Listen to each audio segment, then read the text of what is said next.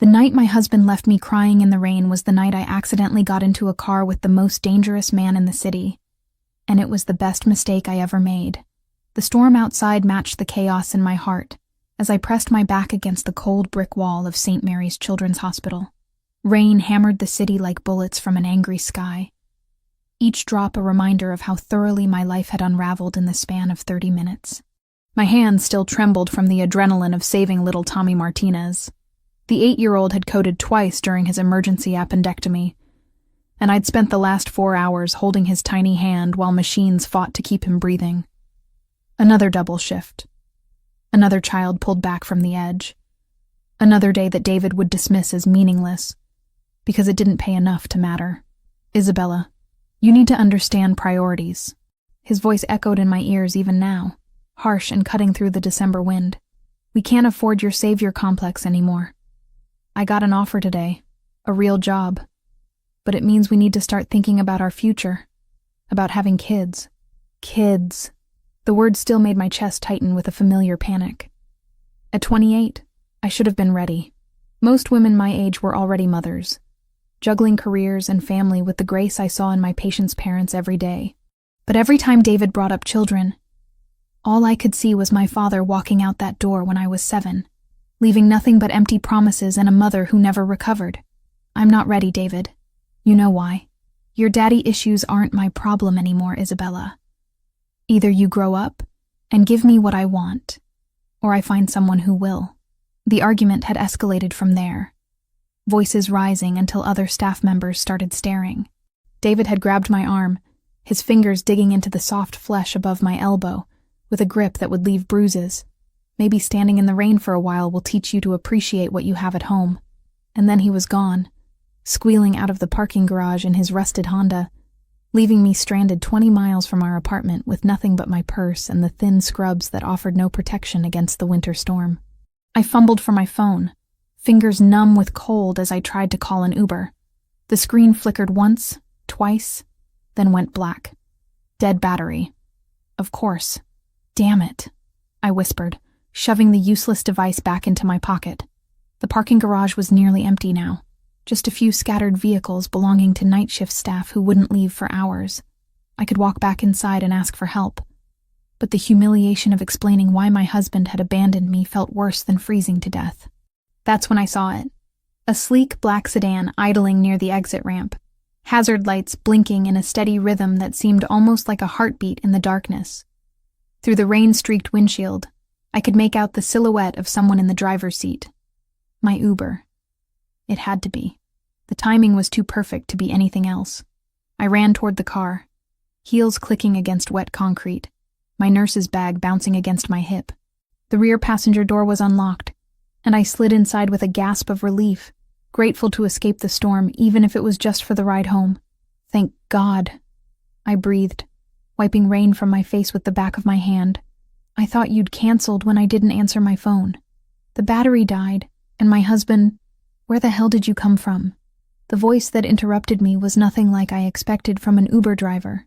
It was deep, cultured, with an accent I couldn't place. Italian, maybe. Rich as dark chocolate and twice as dangerous. I looked up and felt the world tilt beneath me. The man in the back seat wasn't a driver at all. He was pressed against the far window, one hand clutched to his side where something dark was spreading across the white fabric of an expensive shirt. Even in the dim light from the dashboard, I could see the sharp angles of his face, the way shadows pooled in the hollows of his cheeks. His hair was black as the storm outside, slicked back from a forehead that spoke of intelligence and ruthlessness in equal measure. And his eyes, God, his eyes were the color of winter sky just before a blizzard.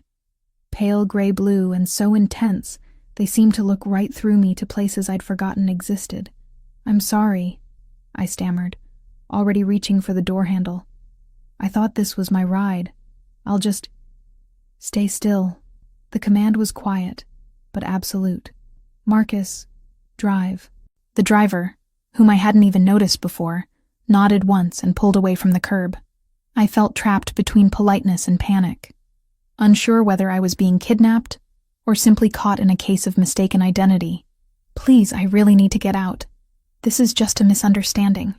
The stranger studied me with those unnerving eyes, taking in my soaked scrubs, my trembling hands, the way I was pressed against the door like a cornered animal. "Who left you out there?"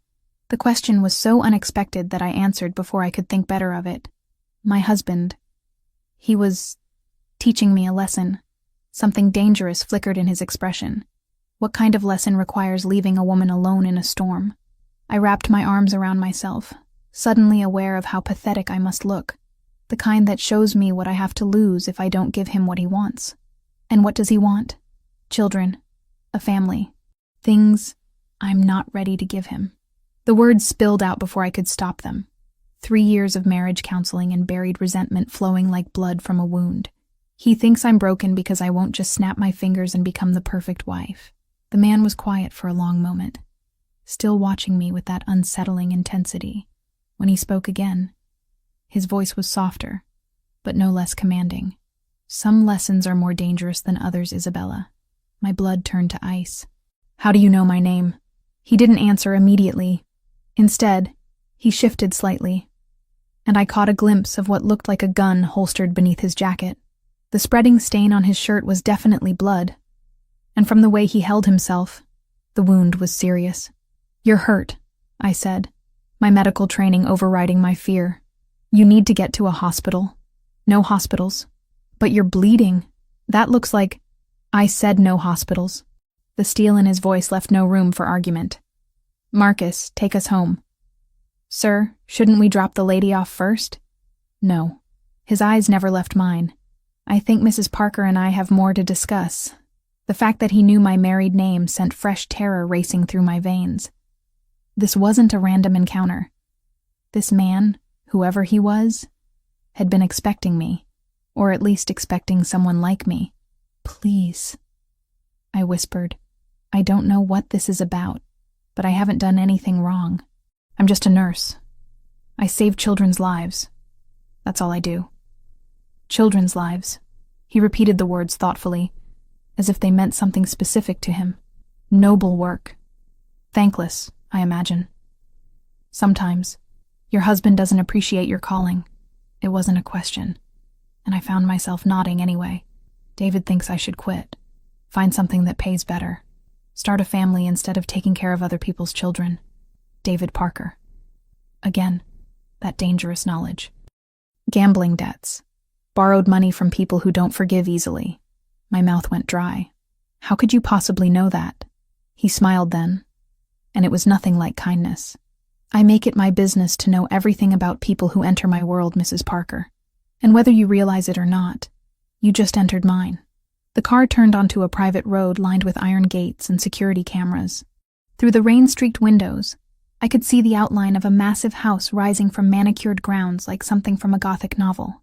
"Where are we going?" "Somewhere safe," he said. "Somewhere we can continue this conversation without interruption. I need to get home. David will be worried." Another smile. This one even more predatory than the last. "I doubt that very much. But don't worry, Isabella. You're under my protection now." The car came to a stop in a circular driveway, and I realized with bone-deep certainty that whatever life I'd had before this moment was over. The woman who'd entered this car was already gone, dissolved in the storm like rain on concrete. All that remained was discovering who I was meant to become. The mansion's interior was a testament to wealth beyond my comprehension. As Marcus led me through an entrance hall that could have housed my entire apartment, I found myself gawking at Renaissance paintings that looked authentic enough to belong in museums. Crystal chandeliers cast warm light across marble floors so polished they reflected like mirrors, and fresh orchids arranged in Ming vases perfumed the air with an elegance I'd only imagined. My soaked scrubs dripped onto the pristine floor, leaving a trail of evidence from the storm I'd barely escaped. Everything about this place whispered of power, control, and money.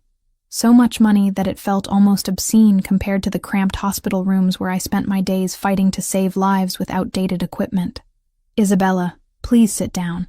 The man's voice came from behind me, and I turned to see him moving slowly but deliberately toward an ornate chair near a fireplace that could have roasted an entire pig. In the better lighting, I could see just how pale he'd become, though his composure remained unshakable.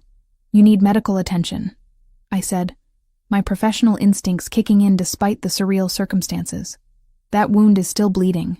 I'm aware. He settled into the chair with practiced grace that couldn't quite hide his discomfort. But first, we need to address your situation. My situation is that I'm soaking wet in a stranger's house. I wrapped my arms around myself, suddenly conscious of how inappropriate my presence here was. I should call a taxi. With what phone? His pale eyes held a hint of amusement. And I'm hardly a stranger anymore. Allow me to properly introduce myself. Lorenzo Valenti. The name meant nothing to me, but the way he said it suggested it should. There was weight behind those syllables, a history of both reverence and fear that I couldn't begin to understand. Mr. Valenti, I appreciate you helping me escape that storm, but I really need to get home. To David? The question carried more knowledge than I was comfortable with. The man who abandoned you in a parking garage during the worst storm of the season? Heat flushed my cheeks. My marriage isn't perfect, but that doesn't give you the right to— Rosa, he called out, and almost immediately, a woman appeared in the doorway. She was perhaps 60, with silver-streaked hair pulled back in an elegant chignon, and eyes that missed nothing. Her clothing was simple, but expensive, and she carried herself with the quiet authority of someone who ran this household with absolute efficiency. Yes, Mr. Valenti. Please prepare the blue suite for Mrs. Parker. She'll be staying with us tonight. I will not. I stood up abruptly, water still dripping from my hair. I don't know what kind of man you are, but I'm not spending the night in a stranger's house. Rosa looked between us with practiced discretion, waiting for direction. Lorenzo studied me with those unsettling eyes, and I had the distinct feeling he was cataloging every micro-expression on my face. What kind of man do you think I am, Isabella? The question was loaded with implications I didn't want to explore. I think you're the kind of man who knows too much about people he's just met. Fair enough. He reached into his jacket pocket, causing me to tense until I realized he was only retrieving a phone, and began typing with swift efficiency. Your full name is Isabella Marie Parker, née Richardson. You're 28 years old, born in Portland, Oregon. Your parents died in a house fire when you were 19, leaving you with substantial medical debt that you're still paying off. My blood turned to ice. How could you possibly know that? You graduated summa cum laude from Oregon Health Sciences University with a bachelor's in nursing, specialized in pediatric care because you wanted to protect children, the way no one protected you after your father walked out when you were 7. Stop. My voice came out as barely a whisper. You married David Parker 3 years ago. He works construction when he can find steady employment, but he has a gambling problem that's gotten progressively worse. Currently, he owes approximately $47,000 to various bookmakers and loan sharks. The room seemed to spin around me. That's impossible. David doesn't gamble that much, doesn't he? Lorenzo set his phone aside and fixed me with those penetrating eyes. When was the last time you saw your joint bank account, Isabella? I opened my mouth to answer, then realized I couldn't. David handled all our finances, said it was easier that way, that I had enough stress at work without worrying about bills and budgets. I trusted him, because trusting him was easier than confronting the possibility that I'd married another man who would abandon me when things got difficult. You investigated me. The words came out accusatory, but underneath the anger was a bone-deep fear. Why? I investigate everyone who enters my world. Lorenzo's expression remained neutral, but there was something almost gentle in his tone. And whether you realize it or not, you entered my world the moment you got into that car. I made a mistake. I thought you were my Uber driver. There are no mistakes in my line of work, only opportunities and consequences. He gestured toward Rosa, who had remained silent throughout this exchange. The blue suite, please, and ask Marcus to bring Mrs. Parker's belongings from the car. I don't have any belongings, I protested. Just my purse and— The bag in the back seat. The one you brought from the hospital. My medical kit. In all the chaos, I'd forgotten I was still carrying my supplies. Some nurses left their kits at work, but I'd learned to keep essential items with me after too many emergencies where seconds mattered. You really do need medical attention, I said, looking at the spreading stain on his shirt. Let me help you. Why? The question seemed genuinely curious. You don't know me. For all you understand, I could be dangerous. Are you? A ghost of a smile played at the corners of his mouth. Very. Then why help me at all? Why not just drop me off somewhere and continue with whatever you were doing? Because, Isabella Parker, he said, rising from his chair with careful deliberation, your husband's debts have made you a person of interest to some very unforgiving people. Whether you know it or not, you're already in danger. The words hit me like a physical blow. What kind of danger? The kind that doesn't ask politely for repayment. Lorenzo moved closer, and I could smell his cologne. Something expensive and masculine that made my pulse quicken in ways I didn't want to examine. The kind that uses family members to encourage prompt payment. You're trying to scare me. I'm trying to save your life. His voice dropped to barely above a whisper. Your husband borrowed money from people who consider breaking kneecaps a reasonable collection method. You think they won't use a pretty nurse to motivate him? My legs felt suddenly weak. I sank back into the chair, mind reeling with implications I'd been too naive to consider. All those late nights David claimed to be working extra shifts. All those mysterious phone calls he took in the other room. All those times he'd been evasive about money, about bills, about why we could never seem to get ahead despite both of us working full-time. How much does he really owe? I asked. More than he can pay. Lorenzo's expression was almost sympathetic. More than he'll ever be able to pay without help. And you're offering to help? There had to be a catch. Men like Lorenzo Valenti didn't help people out of kindness. I'm offering you protection. He extended his hand toward me. Come, let's take care of this wound and then we can discuss terms. Terms? I stared at his outstretched hand, knowing that taking it would change everything. Protection isn't free, Isabella. But I promise you, the price I'm asking is far more reasonable than what David's creditors will demand. I looked up into those pale eyes and saw something that scared me more than any threat. Genuine concern. This man, this stranger who knew intimate details about my life, actually seemed to care what happened to me. Against every instinct screaming at me to run, I placed my hand in his. Good. His fingers closed around mine with surprising gentleness. Rosa will show you to your room after we're finished. You're safe here. Safe. The word felt foreign on my tongue. A concept I'd forgotten existed somewhere between my father's abandonment and David's increasing desperation. For the first time in years, I almost believed it might be true. The blue suite Rosa had prepared for me was larger than the apartment David and I shared. Egyptian cotton sheets draped a king-sized bed that could have slept 4 people comfortably, while floor-to-ceiling windows overlooked gardens that remained beautiful even in winter's harsh grip. A marble bathroom contained amenities I'd only seen in luxury hotel magazines, and a walk-in closet held clothing in exactly my size. I stood before those clothes now, fingering fabric that cost more than I made in a month. Silk blouses, cashmere sweaters, designer jeans that had never seen the inside of a discount store. Everything fit perfectly, as if Lorenzo had somehow known my measurements down to the last inch. The realization sent another chill through me. How long had he been watching? How much did he know about my daily routines, my preferences, my life with David? I'd spent 2 hours treating Lorenzo's wound after I'd agreed to stay. The bullet had passed cleanly through his side, missing vital organs by mere inches. As I'd cleaned and sutured the injury, he'd remained perfectly still, watching my face with those unsettling pale eyes. His pain tolerance was inhuman. Most people would have been writhing or at least gripping something for support. But Lorenzo had simply observed me work as if I were providing routine medical care rather than battlefield surgery in his living room. You have steady hands, he'd said as I'd finished the final stitch. I work with children. Steady hands are a requirement, and yet you're trembling. I had been. Not from the medical procedure. I could suture wounds in my sleep, but from the growing awareness that Lorenzo Valenti was unlike any man I'd ever encountered. There was something predatory about his stillness, something dangerous in the way he seemed to anticipate my every move. Now, dressed in borrowed clothes that fit like they'd been tailored for my body, I tried to process the conversation we'd had afterward. Lorenzo had explained, in terms both clinical and terrifying, exactly how deep David's gambling debts ran.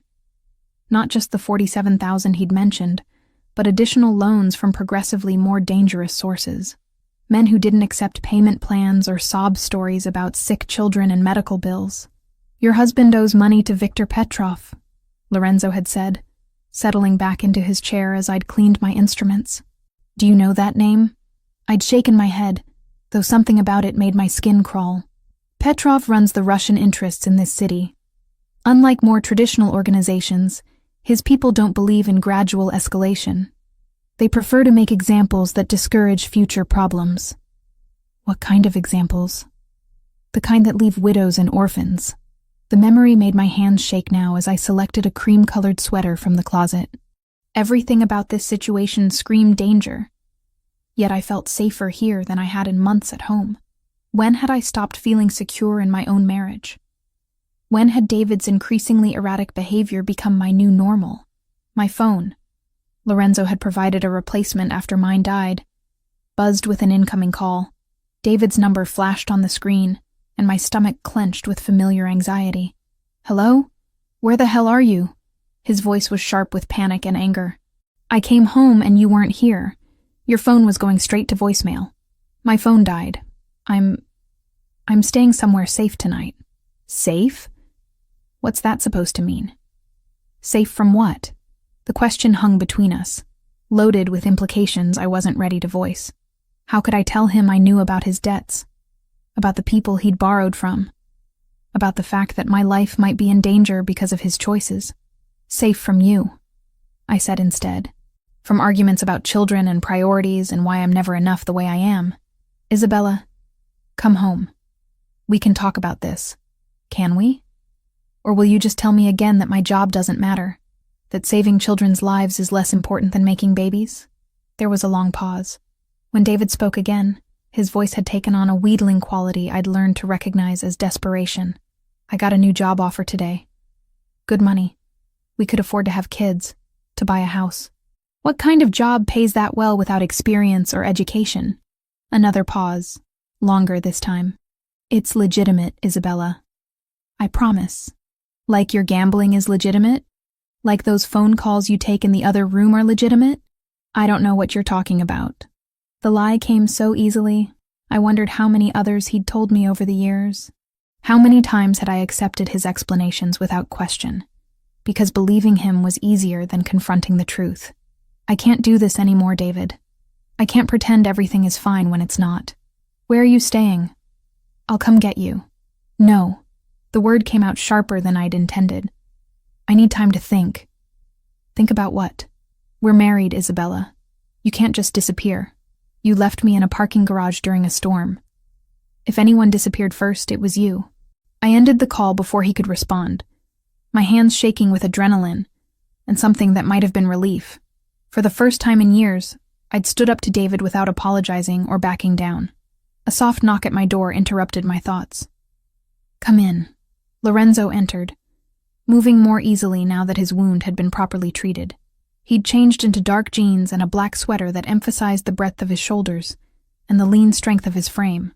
In better light, I could see he was younger than I'd initially thought, perhaps 35, with the kind of masculine beauty that belonged in Renaissance sculptures.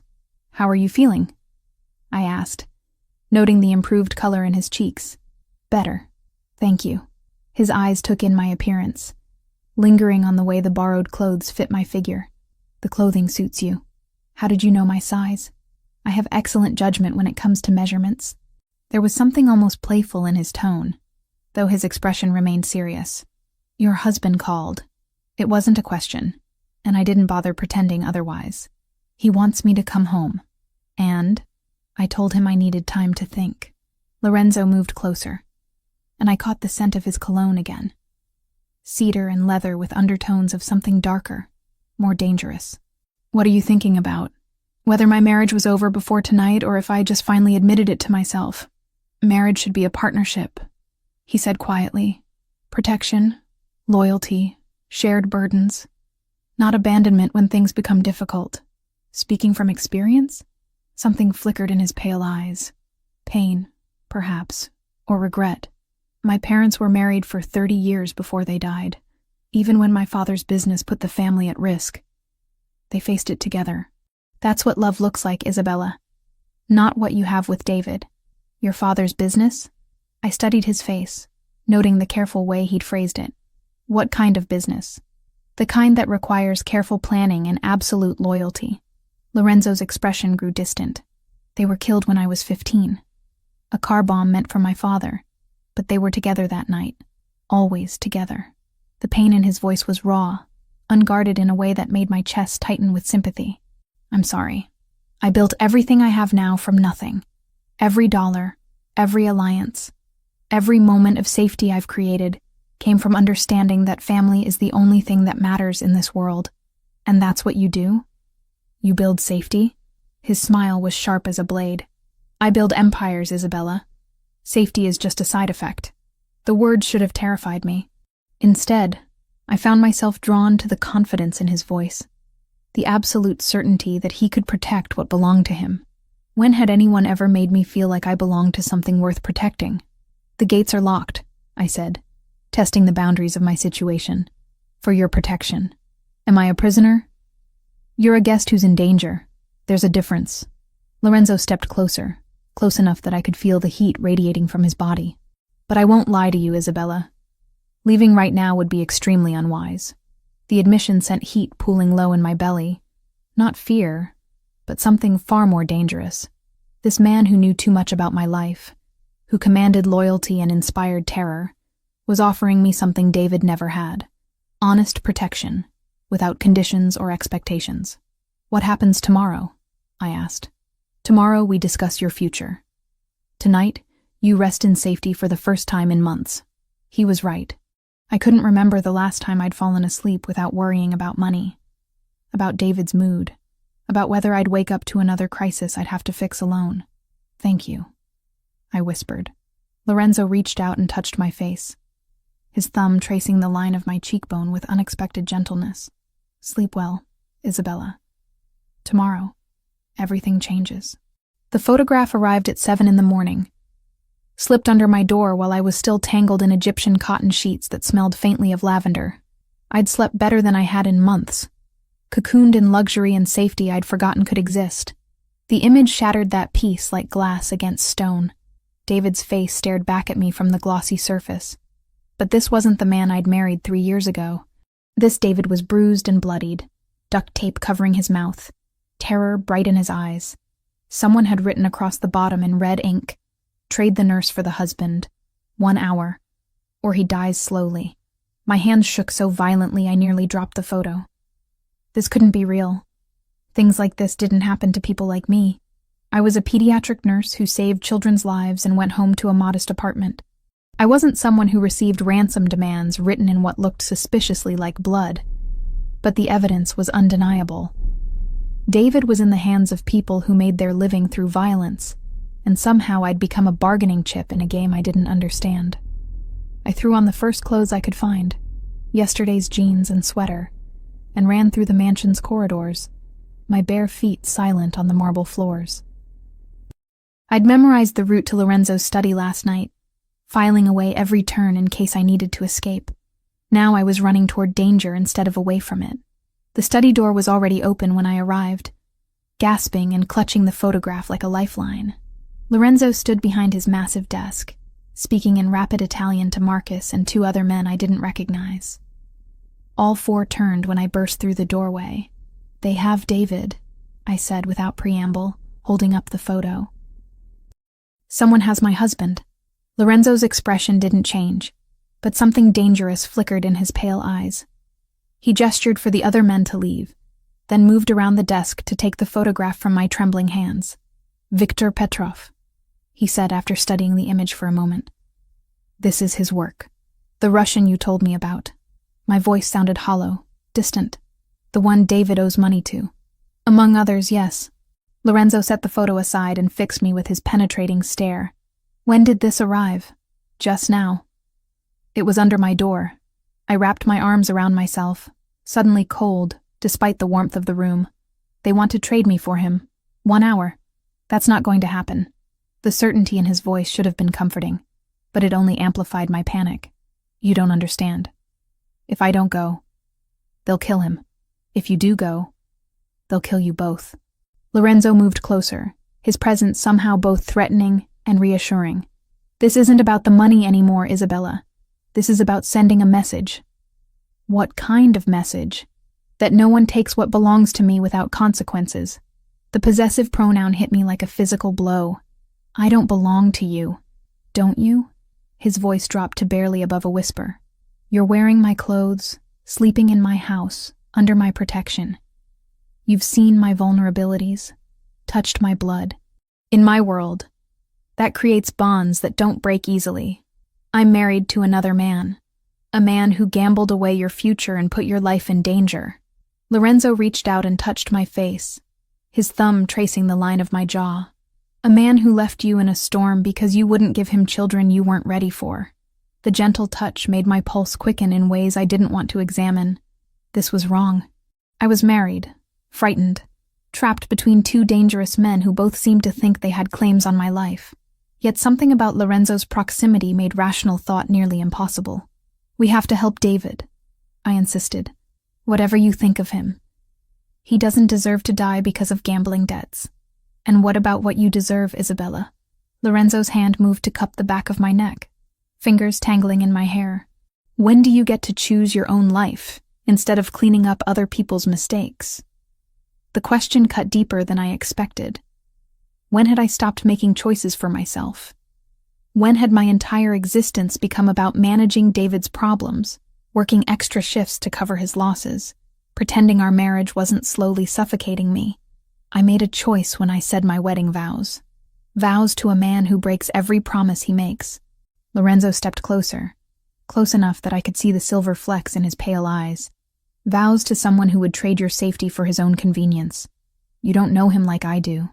I know he's never looked at you the way I am right now. The words hung between us, heavy with implications I wasn't ready to face. Lorenzo was right.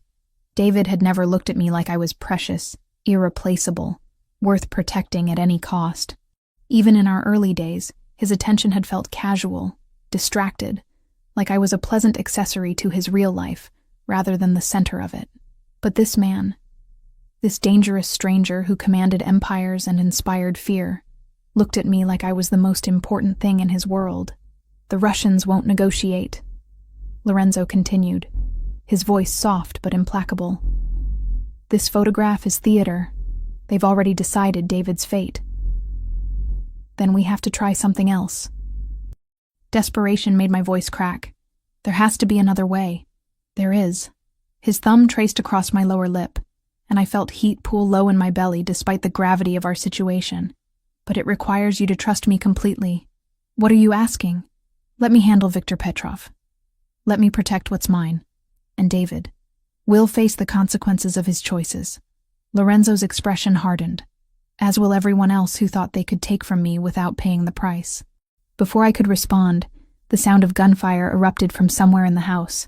Not the sharp crack of pistols, but the rapid staccato of automatic weapons. Lorenzo immediately pushed me behind his desk, his own gun appearing in his hand with practiced speed. Stay down, he commanded, moving toward the window with fluid grace despite his recent injury. More gunshots, closer now. Shouting in multiple languages. The sound of breaking glass from somewhere below us. They're here, Lorenzo said grimly. Victor decided not to wait for your answer. What do we do? We survive. He was already moving toward a wall panel I hadn't noticed before. It slid aside to reveal a hidden passage. There's a safe room behind the wine cellar. Marcus will... The study door exploded inward, wood splintering as armed men in tactical gear flooded through the opening. Lorenzo spun and fired twice, dropping the first two intruders before diving behind a leather chair for cover. I pressed myself against the floor behind the desk, heart hammering so hard I thought it might burst. This wasn't my world. I saved children's lives in sterile hospital rooms, not firefights in mansions. The smell of gunpowder and blood filled the air, mixed with shouts in Russian and Italian. Isabella! Lorenzo's voice carried over the chaos. The passage. Now! I started crawling toward the hidden door, staying low as bullets shattered priceless artwork and embedded themselves in walls that had probably stood for generations. The sound was deafening, overwhelming, like being trapped inside a thunderstorm made of violence. A hand grabbed my ankle, yanking me backward. I screamed and kicked, connecting with something soft that made my attacker grunt in pain. Rolling over, I found myself face to face with a man who looked like every stereotype of Russian muscle, blonde, scarred, with cold blue eyes that held no warmth or mercy. "Pretty little nurse," he said in accented English. "Victor has plans for you." I clawed at his face, my nails finding purchase on his cheek and drawing blood. He cursed and raised his hand to strike me. The gunshot was deafeningly loud. The Russian's head snapped back, and he crumpled to the floor beside me, his blood spattering across the Persian rug. Lorenzo stood over us, smoke still rising from the barrel of his gun, his pale eyes blazing with fury that made him look less like a man and more like an avenging angel. "No one touches what belongs to me," he said, extending his hand toward me. I took it without hesitation, letting him pull me to my feet. In that moment, with death surrounding us and violence painting the air red, I realized something that should have terrified me. I wanted to belong to Lorenzo Valenti more than I wanted to breathe. "Come," he said, guiding me toward the hidden passage. "We have work to do." As we disappeared into the darkness behind the wall, leaving the sounds of battle behind us, I understood that whatever happened next would determine not just whether I lived or died, but who I would become if I survived. The woman who entered that passage wasn't the same one who'd entered Lorenzo's car less than 24 hours ago. That Isabella Parker had been a victim, a woman who accepted abandonment and betrayal as the price of love.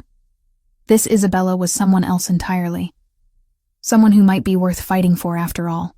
The safe room beneath Lorenzo's mansion was a marvel of paranoid engineering. Steel-reinforced walls, independent air supply, enough food and water for 2 weeks, and communication equipment that could reach anywhere in the world.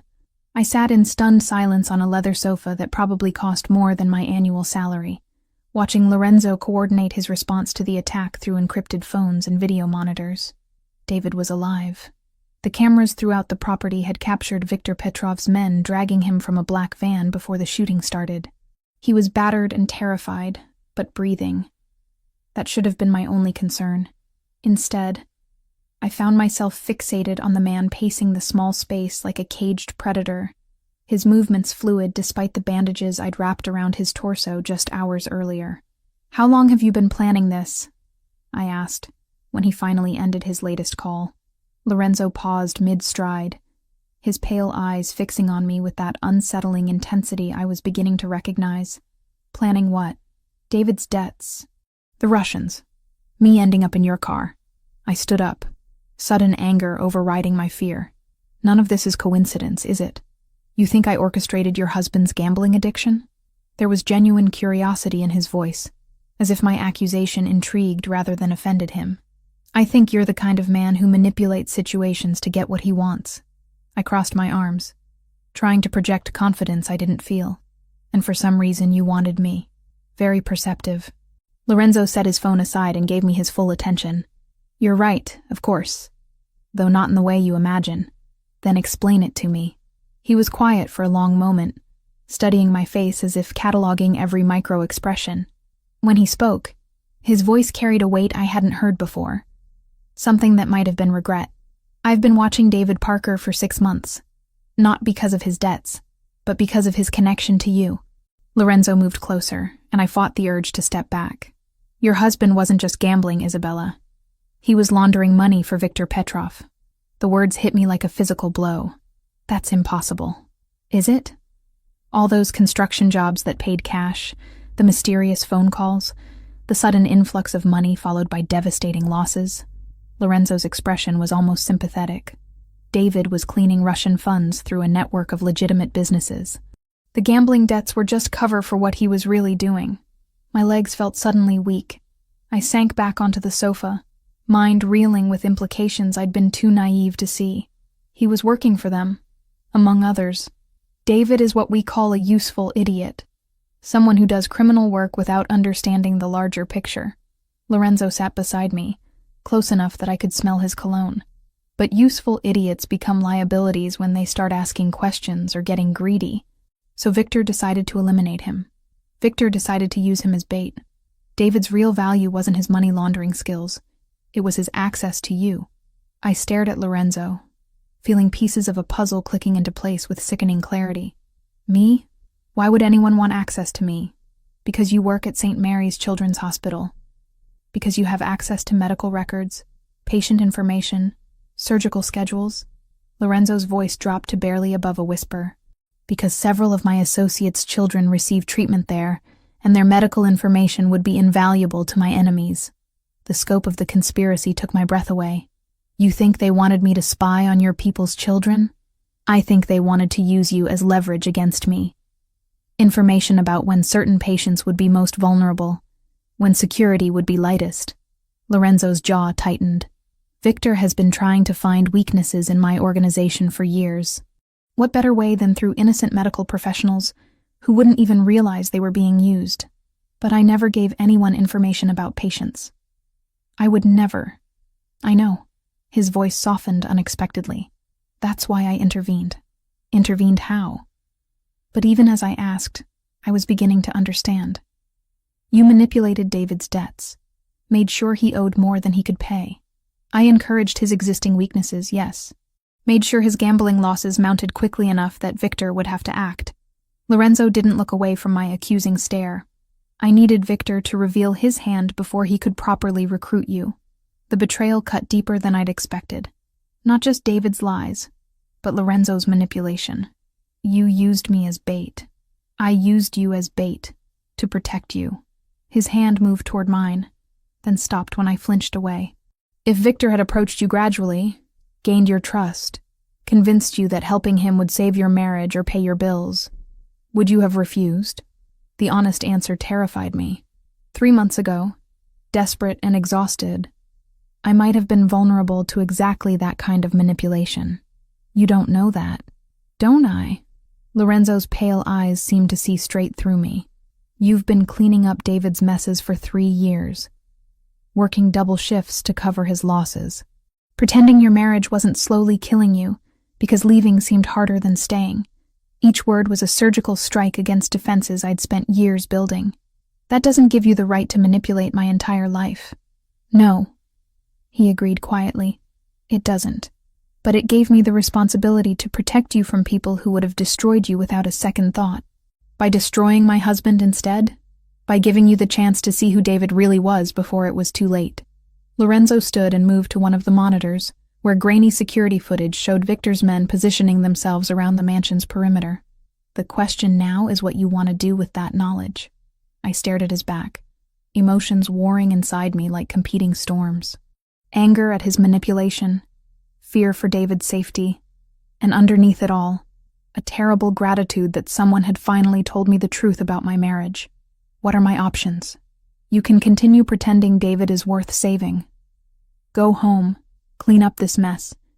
Spend the rest of your life wondering when the next crisis will hit. Lorenzo turned to face me, and I saw something vulnerable in his expression. Or you can accept that some situations can't be fixed, only escaped. And if I choose escape, what then? Then you stay here, under my protection, and we figure out how to build something better than what you're leaving behind. The offer hung between us like a bridge over dangerous water. Crossing it would mean abandoning everything I'd thought I wanted, everything I'd tried to build with David. But staying on this side meant returning to a life that had been slowly suffocating me for years. I need to know David is safe first, I said finally. Lorenzo nodded, as if he'd expected nothing less.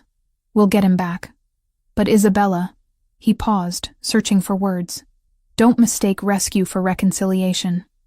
Some bridges burn completely, and trying to rebuild them only leads to more destruction. The sound of gunfire from above had stopped, replaced by the low murmur of voices and footsteps. Lorenzo's men, regaining control of the situation. Soon, we'd have to leave this underground sanctuary and face whatever came next. I thought about David, terrified and beaten in Victor's hands. I thought about 3 years of marriage built on lies and manipulation. I thought about the woman who'd entered Lorenzo's car 2 days ago, and the woman I was becoming in this steel-reinforced room beneath a mansion owned by a man who collected empires like other people collected art. When this is over, I said quietly, I want the truth. All of it. No more manipulation, no more protection through deception. And if the truth is uglier than the lies? I met his pale eyes without flinching. Then at least I'll know what I'm choosing. Lorenzo smiled then. the first genuinely warm expression I'd seen from him. In that case, Isabella Parker, I think you're going to be very dangerous. The communication equipment buzzed with an incoming message. Lorenzo checked the screen, and his expression hardened back into the mask of controlled violence I was learning to recognize. What is it? I asked. Victor wants to negotiate. He's offering to trade David for you. 1 hour. Neutral ground. And I think it's time Victor Petrov learned that nobody takes what belongs to me.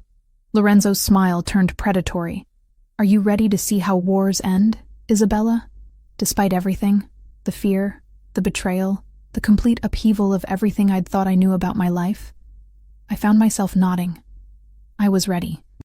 The abandoned warehouse where Victor had chosen to meet reeked of rust and decay, its broken windows letting in shafts of pale winter sunlight that illuminated floating dust motes like dying stars. I stood behind a concrete pillar, heart hammering against my ribs as I watched the most dangerous men in the city position themselves for war. Lorenzo's plan was insane. Instead of negotiating or mounting a traditional rescue, he'd decided to use Victor's trap as an opportunity to end their conflict permanently. David was bait, Victor was the target, and somehow I'd become the key to destroying them both. Remember, Lorenzo had said as we'd driven through empty industrial streets toward this moment of reckoning, Victor believes you're an innocent pawn caught between forces you don't understand. Let him keep believing that until it's too late. Now, watching Victor Petrov emerge from the shadows with David stumbling beside him, duct tape over his mouth, hands bound behind his back, eyes wild with terror, I wondered if I really was as innocent as everyone assumed. The woman who'd entered Lorenzo's car 3 days ago would never have agreed to this plan. She would have begged for peaceful resolution, offered herself in exchange for her husband's safety, chosen martyrdom over violence. But that woman had died somewhere between discovering David's betrayal and feeling the touch of Lorenzo's hands. What remained was someone harder, more calculating, someone who understood that mercy was a luxury she could no longer afford. Isabella Parker, Victor called out, his accented voice echoing off the warehouse walls. Come out, little nurse. Time to collect your husband. I stepped into the open space between the pillars, hands raised to show I was unarmed. Victor was exactly what I'd expected from Lorenzo's descriptions. Tall, lean, with the kind of pale good looks that turned predatory under scrutiny. His smile reminded me of winter, beautiful but deadly.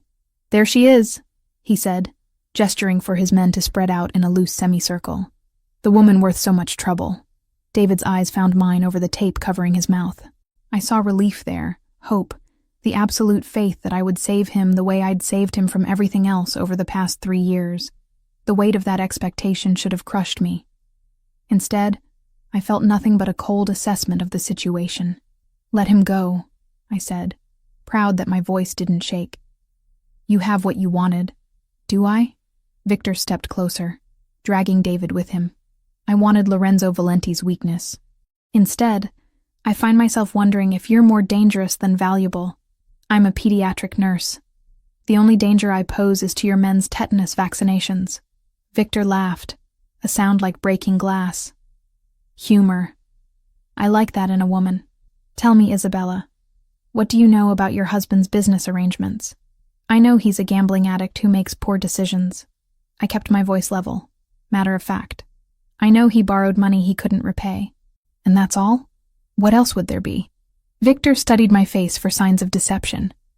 Behind him I could see Lorenzo's men moving through the warehouse's upper levels, silent as shadows.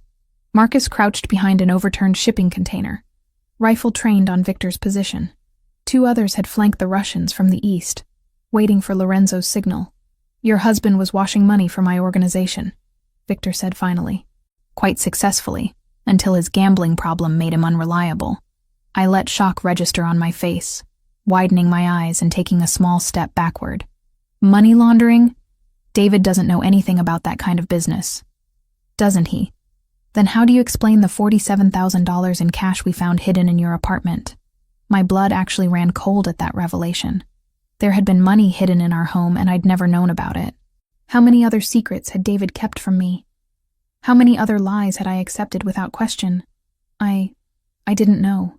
Of course you didn't. Victor's smile grew wider. Lorenzo chose well when he decided to claim you. A woman who sees only what she wants to see, who asks no difficult questions, who cleans up messes without complaint. Perfect for a man in his position. Lorenzo didn't claim me. I'm married to David. Are you? Married to a man who used you as collateral? Who sold information about your hospital to finance his debts? Victor gestured toward David, whose expression had gone from hopeful to ashamed. Did you know your husband provided patient schedules for 3 of Lorenzo's associates' children? Surgery dates, recovery periods, visiting hours. The betrayal hit me like a physical blow. David hadn't just been washing money. He'd been trading information that could have gotten children killed. Children I might have been treating, holding their hands as they faced surgery, comforting them when they cried for their parents. You're lying, I whispered. But even as I said it, I knew he wasn't. Ask him yourself. Victor ripped the tape from David's mouth, causing him to cry out in pain. Isabella. David's voice was hoarse, desperate. I'm sorry. I never meant for any of this to happen. They said they just needed schedules, harmless information. I didn't know they were planning to hurt anyone. You gave them children's medical information? My voice came out flat, emotionless. I had debts, serious debts. These people don't accept payment plans. David's eyes filled with tears. I thought if I helped them with some minor details, they'd forgive what I owed. Minor details. I repeated the words like they were in a foreign language. Children's surgery schedules are minor details. Nothing happened. No one got hurt. Because Lorenzo stopped you, the pieces were falling into place now, creating a picture so ugly I could barely comprehend it. He found out what you were doing and made sure Victor couldn't use that information. Victor's smile faltered slightly. He'd expected my shock to turn to forgiveness, or at least to pity for my husband. Instead, I was looking at David like he was something toxic I'd accidentally touched. Isabella, please. David begged. I love you. I know I made mistakes, but we can fix this. We can start over. Start over? I laughed, and the sound echoed strangely in the empty warehouse. You mean like we started over after the gambling? After the lies about working late? After leaving me in a storm because I wouldn't give you children you could put in danger? I would never hurt a child. You already did. The moment you sold their information, you hurt every child in that hospital. I took a step closer and David actually flinched. How much were you paid for each surgery schedule, David? What's the going rate for a 10-year-old's recovery period? Victor was watching this exchange with growing unease. This wasn't how interrogations usually went. Victims were supposed to forgive their loved ones, not systematically destroy them with cold logic. Enough, he said, raising his weapon. This is touching. But I have business to conclude. Isabella, you will come with me. Your husband will remain here as insurance against Lorenzo's retaliation. No, I said simply. No? Victor's eyebrows rose. I don't think you understand your position here. I understand it perfectly. I looked directly into his pale eyes, letting him see the calculation there. You need me alive to control Lorenzo, but you need David alive to control me, which means neither of you has the power you think you do. That's when Lorenzo stepped out of the shadows behind Victor, gun pressed against the Russian's skull. Actually, Lorenzo said conversationally, I have all the power I need. Victor's men spun toward the sound of his voice, only to find themselves staring down the barrels of rifles held by Lorenzo's soldiers.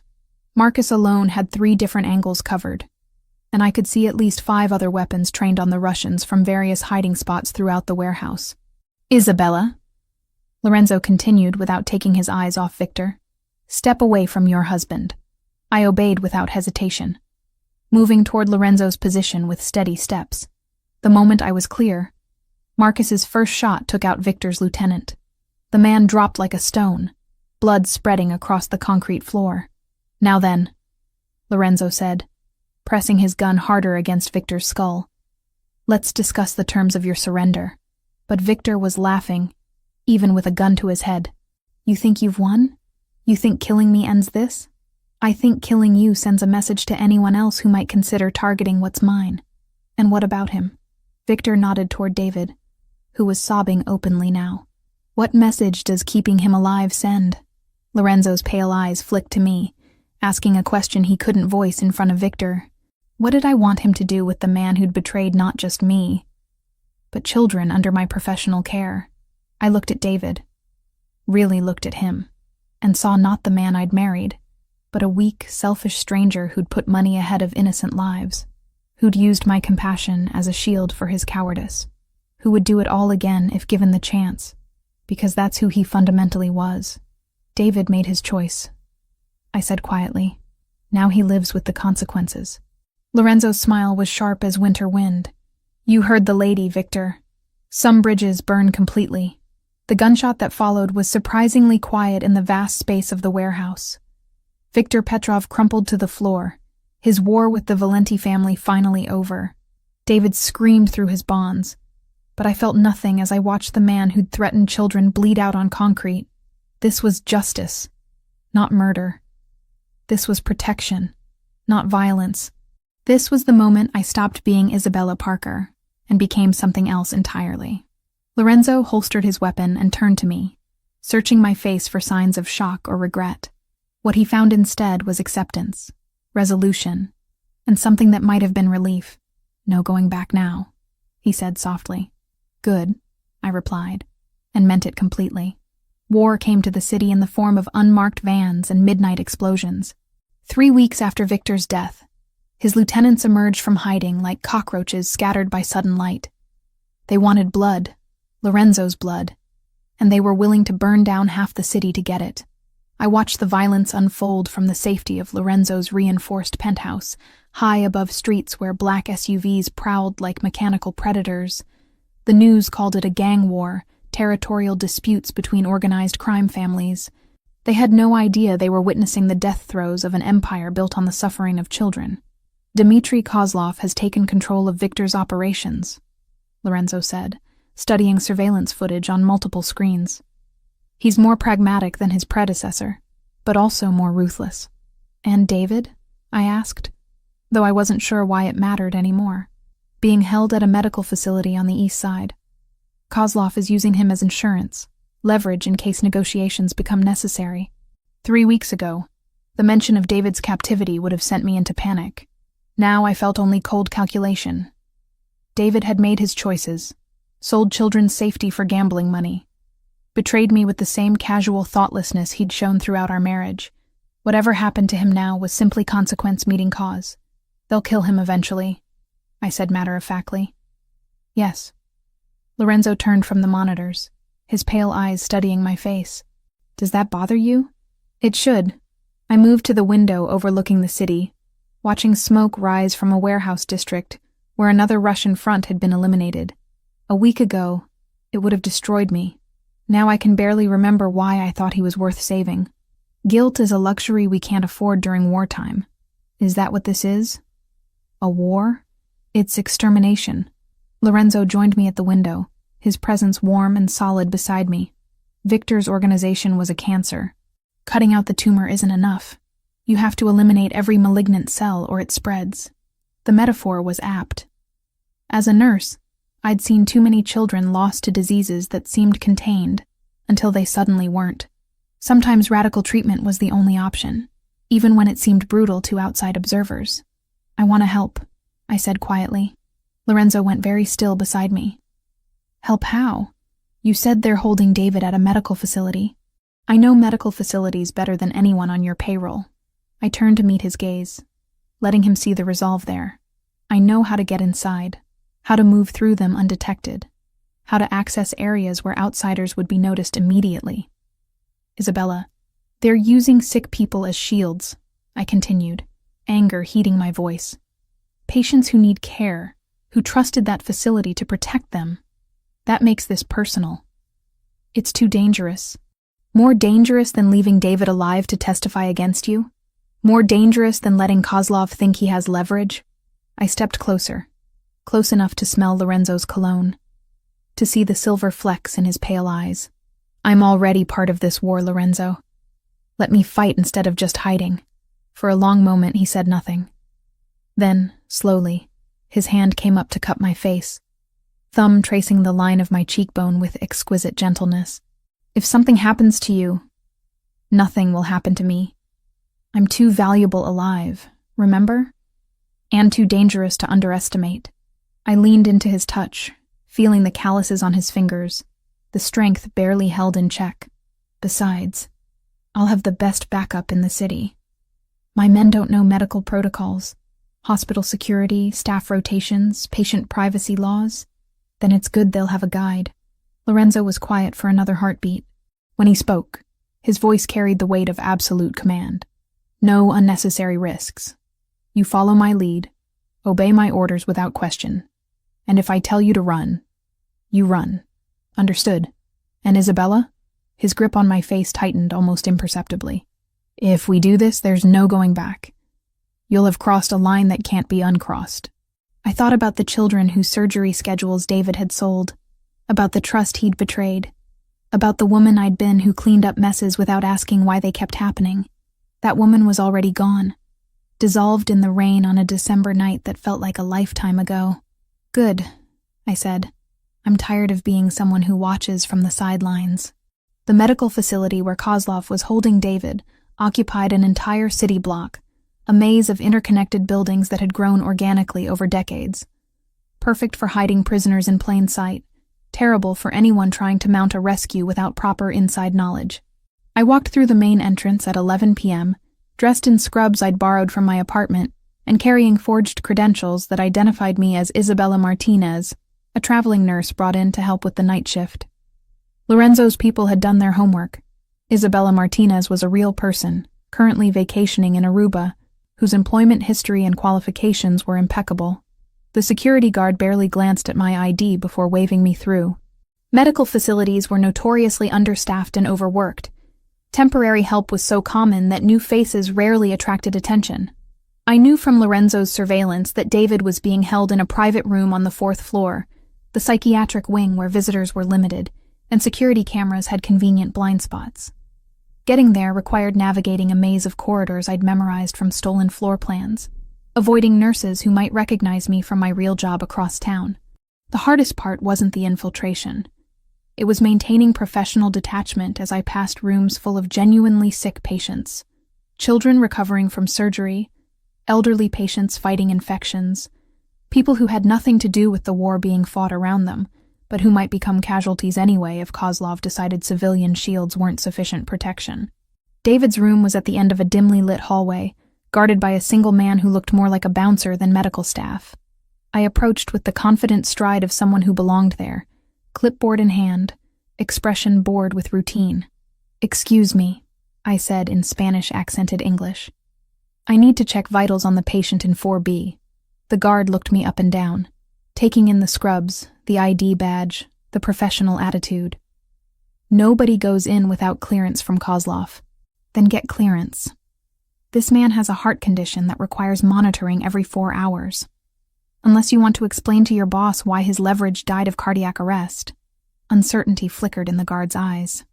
He pulled out a phone, speaking in rapid Russian. While he was distracted, I palmed the syringe I'd prepared. Not poison, just a fast-acting sedative that would put him down for several hours without permanent harm. "Kozlov says no visitors," the guard said, ending his call. "I'm not a visitor. I'm medical staff." I stepped closer. Invasion of personal space making him shift uncomfortably. "Look, I don't care about your business. I don't want to know why this patient is here or what you're planning to do with him. I just need to make sure he doesn't die before you're finished with him." The guard wavered, glancing between me and the closed door. That moment of indecision was all I needed. The needle slid between his ribs before he could react, finding the precise spot where it would deliver maximum effect with minimal damage. He crumpled to the floor within seconds, unconscious but breathing steadily. I dragged him into a supply closet, then used his keycard to access David's room. My husband lay strapped to a hospital bed, face bruised and swollen from beatings, eyes glazed with whatever drugs they'd used to keep him compliant. He looked up when I entered, confusion flickering across his features. "Isabella?" His voice was slurred, uncertain. Why are you here?"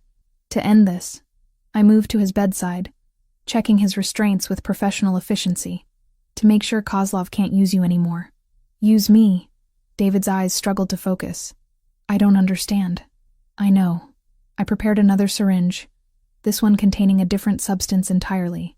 Something I'd synthesized from supplies in Lorenzo's extensive collection. Something that would stop a heart without leaving obvious traces. You never did understand the consequences of your choices. Recognition dawned in David's eyes as he saw the needle. Isabella, please. I'm your husband. I love you. You sold information about children, David. Children I might have been treating, holding their hands while they faced surgery. I found a vein in his arm with practiced ease. You turned my profession into a weapon against innocence. I was desperate. I never meant... You meant to take the easy way out. You meant to let other people pay for your mistakes. The needle slid home smoothly, just like you always did. David's eyes widened as the drug took effect, his body arching against the restraints as his heart began to race, then falter. Isabella, please. I watched dispassionately as the man I'd married died, feeling nothing but relief that he could never hurt another child. When his heart stopped, I closed his eyes gently and straightened the blanket around his body. To anyone who discovered him later, it would look like cardiac arrest brought on by stress and poor health. The fire alarm began wailing as I left the room, right on schedule. Lorenzo's men had set charges in the building's basement, creating enough chaos and evacuation orders to cover my escape. In the confusion of patients being moved and staff running emergency protocols, one traveling nurse disappearing into the night would go completely unnoticed. I met Lorenzo in the parking garage 6 blocks away, his pale eyes searching my face for signs of trauma or regret. What he found instead was the calm satisfaction of someone who'd finally stopped cleaning up other people's messes and started solving problems permanently. It's done, I said, stripping off the bloody gloves and dropping them into the disposal bag he provided. Any complications? None. Kozlov just lost his primary leverage, and the city just lost a man who endangered children for gambling money. I looked back toward the medical facility, where emergency vehicles were arriving to handle the fire alarm. Justice served. Lorenzo pulled me against him, strong arms wrapping around me with possessive relief. Welcome to the family business, Isabella. I tilted my face up to his, finally ready to claim what I wanted instead of what I thought I deserved. About time. When he kissed me this time, it wasn't gentle or questioning. It was claiming, possessing, marking me as his in ways that went far beyond protection or circumstance. I responded with equal hunger, finally admitting what I'd been denying since that first night in his car. I belonged to Lorenzo Valenti completely, and I'd just proven I was worthy of belonging to something that powerful. The war was over. My real life was just beginning. 6 months after David's death, I stood in the bathroom of Lorenzo's penthouse, staring at 2 pink lines on a pregnancy test that would change everything. My hands trembled as I set the plastic stick on the marble counter, mind racing through implications I wasn't sure I was ready to face. Outside, the city sprawled beneath us like a conquered kingdom. Lorenzo's empire had expanded exponentially since Victor's elimination. The remaining Russian operations had been absorbed or destroyed, their territories redistributed among families willing to acknowledge Valenti's supremacy. What had once been a brutal war for control had become a systematic consolidation of power, and I had been part of it all. The woman who'd entered Lorenzo's car 7 months ago would have been horrified by what I'd become. Isabella Parker had been soft, forgiving, willing to accept crumbs of affection in exchange for the illusion of normalcy. She'd believed in redemption, second chances, the fundamental goodness of people who consistently proved her wrong. Isabella Valenti was something else entirely. Isabella? Lorenzo's voice carried through the bedroom, warm with the kind of contentment I'd never heard from him before our wedding 3 months ago. Rosa wants to know if you have any preferences for dinner tonight. Our wedding. The memory still took my breath away. Not the courthouse ceremony I'd endured with David, but something worthy of Renaissance royalty. 500 guests in an Italian cathedral, dress designed specifically for my body, diamonds that caught light like captured stars. I'd walk down an aisle lined with white roses toward a man who looked at me like I was the answer to prayers he'd never spoken aloud. But it was the reception that had truly marked my transformation. When Lorenzo introduced me as La Regina, the Queen, every person in that room had bowed their heads in genuine respect. Not because I'd married their boss, but because I'd proven worthy of the title. Whatever Rosa thinks is best, I called back, still staring at the test. 2 pink lines. Positive. Pregnant. with Lorenzo's child. The bathroom door opened, and my husband appeared in the doorway, already dressed for the evening in charcoal slacks and a black shirt that emphasized the breadth of his shoulders. 6 months of marriage had only made him more beautiful to me, more essential than breathing. His pale eyes immediately found the pregnancy test on the counter. For a heartbeat, his expression went completely blank. Then something blazed to life in those winter sky depths. Something so intense it made my knees weak. "Isabella." My name was barely a whisper. "Are you?"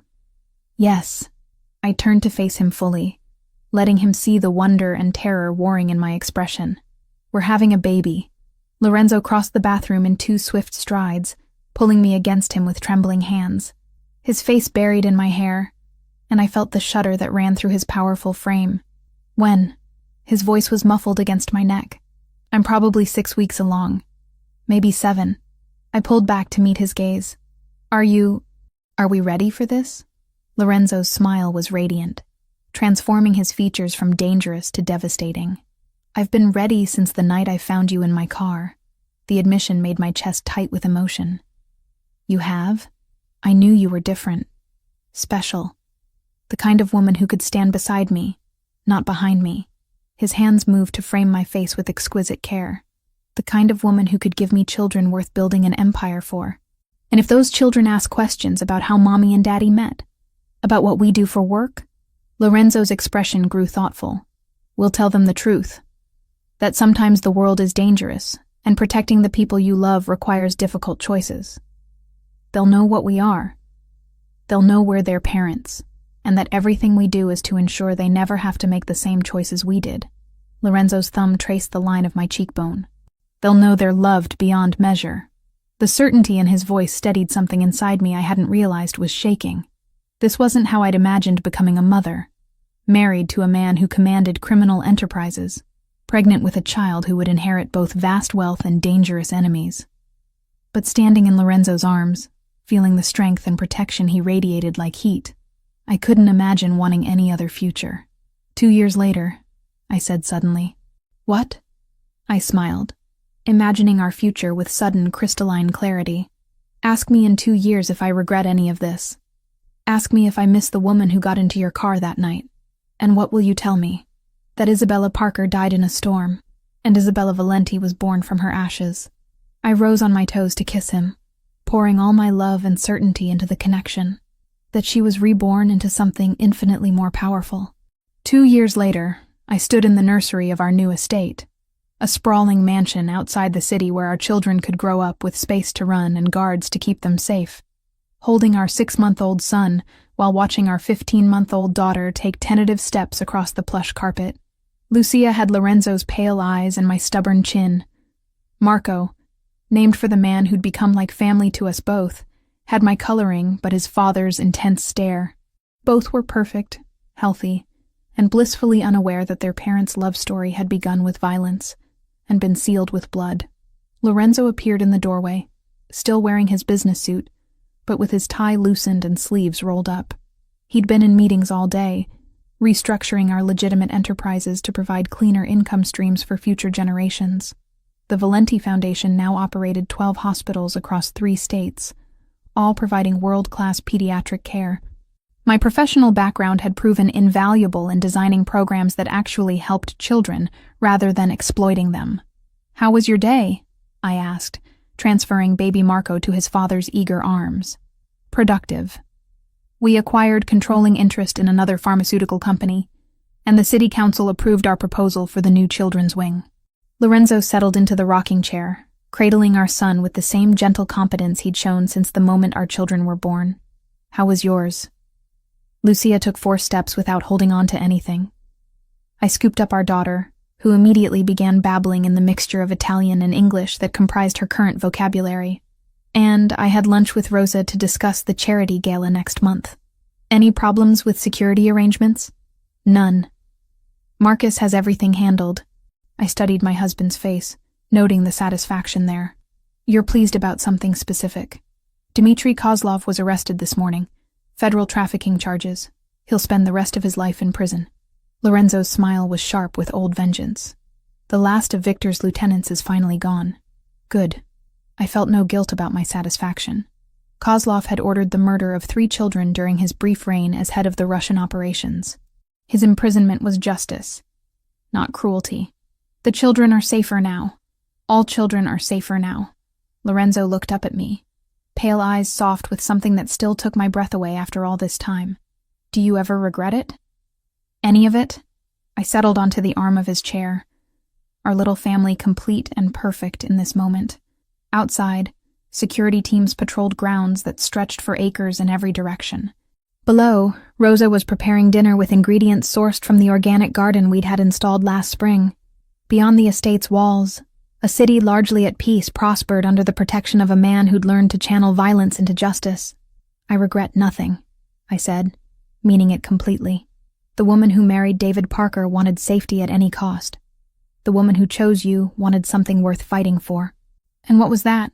I looked at our children, at the man who'd given me a love I'd never thought possible, at the life we'd built from the ashes of who I used to be, everything we have right now.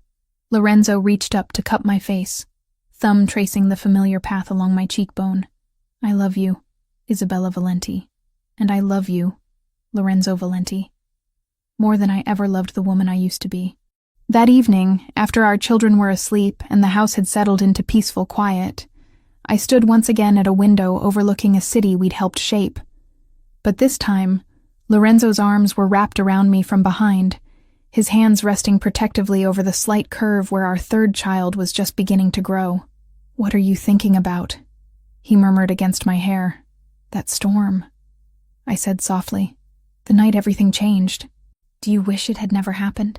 I leaned back against his solid warmth, watching lights twinkle across our domain like earthbound stars. I wish it had happened sooner. Lorenzo's laughter rumbled through his chest, vibrating against my back. Bloodthirsty queen. Your bloodthirsty queen, I corrected, turning in his arms to face the man who'd transformed my life in ways I was still discovering. Forever. Forever, he agreed, sealing the promise with a kiss that tasted like victory, like vindication, like a love story that had been worth every dangerous step we'd taken to reach it. Outside, rain began to fall. Not the punishing storm that had driven me into Lorenzo's car, but gentle drops that nourished the gardens where our children would play tomorrow. Protected and cherished beyond measure, the woman who'd been left crying in a parking garage was gone forever. In her place stood Isabella Valenti, queen of an empire built on loyalty and love, mother to children who would never know abandonment or betrayal.